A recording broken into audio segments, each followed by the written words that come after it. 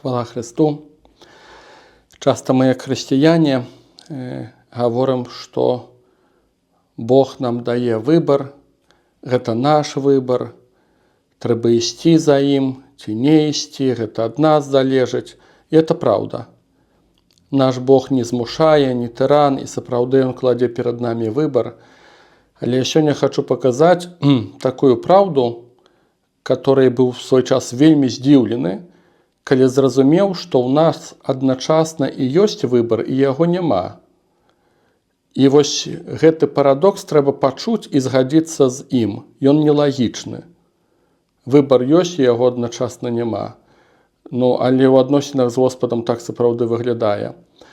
Я асабіста перажыў гэты эпізод і недаўна быў так трошку здзіўлены, калі я зразумеў, што далёка не адзін я нешта падобнае перажываў ці перажывае, аднойчы загружаны рознымі справамі і маючы розныя клопаты, которые не вырашаліся, я сапраўды замучыўся.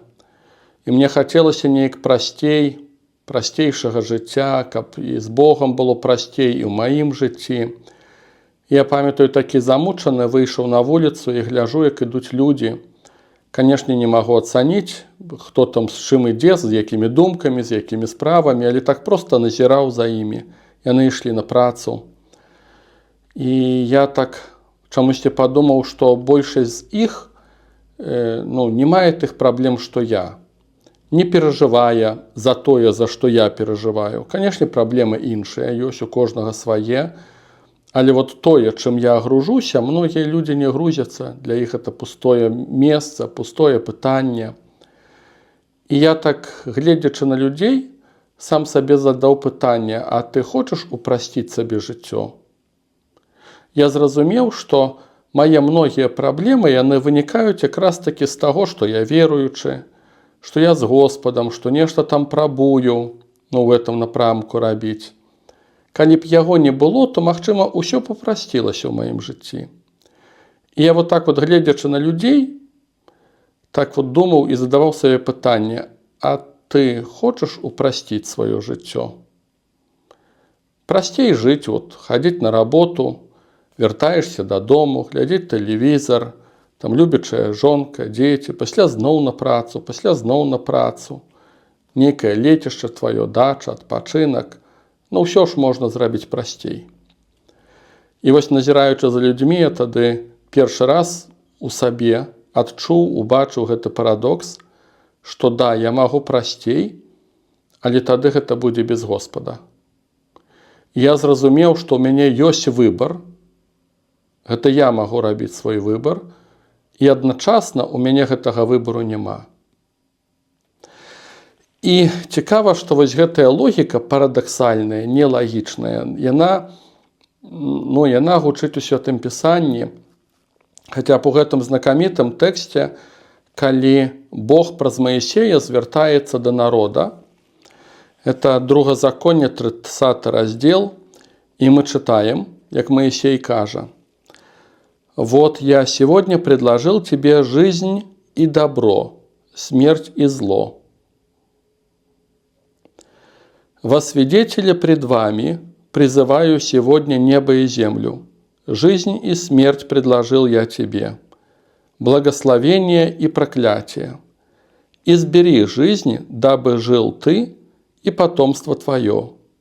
Любил Господа Бога твоего, слушал глас Его и прилеплялся к Нему, ибо в этом жизнь твоя и долгота дней твоих, чтобы пребывать тебе на земле, которую Господь Бог с клятвою обещал отцам твоим Аврааму, Исааку и Якову дать им».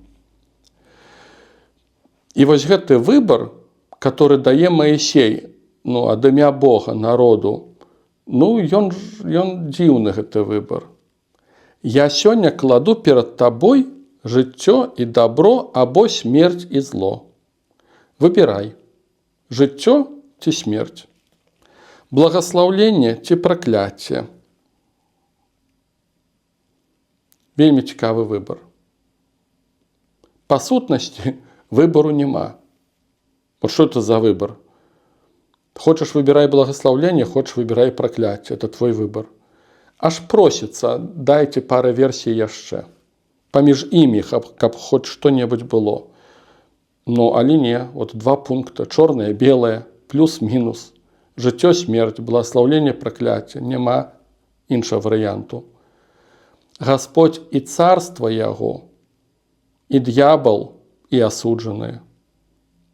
І трэцяй дарогі няма. І разам з тым гучыць матыў «выбірай». Вот у Моисея гучыць матыў «выбірай, прилепляйся к Господу і збері жизнь». І нешта падобнае гучыць у Евангелі, калі Христос, бяруць 9 раздзел Евангелія ад Лукі, калі Христос прамаўляе да вучняў, прадказвае цярпенне і кажа: «Сыну человеческому должно много пострадать и быть отверженному старейшинами, первосвященниками и книжниками, и быть убиту, и 3-й день воскреснуть. Ко всем же сказал: если кто хочет идти за мною, отвергни себя и возьми крест свой и следуй за мною». Прычым Гасподь не гаворыць гэта апосталам. Калі ў літургіі мы чытаем у касцёле, чытаем гэтыя чытанні, чамусьці ў лекцыянары напісана, што Езус сказаў гэта сваім вучням. У Евангеліі ад Лукі з сінадальнага перакладу рускага вынікае, што не вучням. Сказаў усім ягоным слухачам, которые хацелі стаць вучнямі. Ідзе размова не пра 12 апосталаў. 12 апосталаў – гэта тыя, каго Гасподь прызваў, сярод вучняў, з групы вучняў.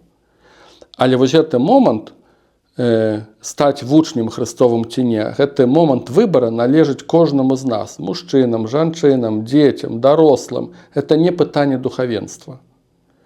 І гэты выбар, ці я хачу быць хрысціянінам, ці я хачу быць вучнем Христовым і жыць па слову ягонаму, гэты выбар ляжыць перад намі, перад кожным з нас.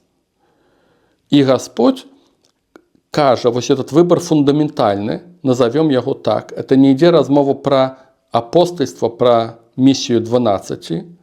Гэта ідзе размова пра тое, ці стацца хрысціянінам ці не. І Гасподь кажа усім, хто яго слухаў. Ён кажа: калі хто хоча ісці за мною. І цяпер вот думаеш, выбор, да, ты можаш ісці за ім, можаш не ісці. А варыянты якія? Вот што значыць ісці за ім? Ёсць адзіная брама і адзіны пастар, з которым мы ўваходзім у Царства Божие. Христос кажа: ніхто не можа прыйсці да Айца, як толькі праз мяне. Іншых варыянтаў няма. Вот это адзін варыянт выбару, а другі варыянт выбару – гэта значыць без гэтай пашы, без гэтай брамы, без Царства Божага. І зноў жа ж, як у выпадку Маісея, хочацца пару іншых варыянтаў. Паміж імі, каб нешта было, каб не так радыкальна. Вот у чым тут выбар, калі па сутнасці выбару-то няма. Альбо з Господам і ў Царства Божие, альбо без Господа і што за варыянты. І вось этот парадокс, яго трэба пачуць. Ён нелагічны.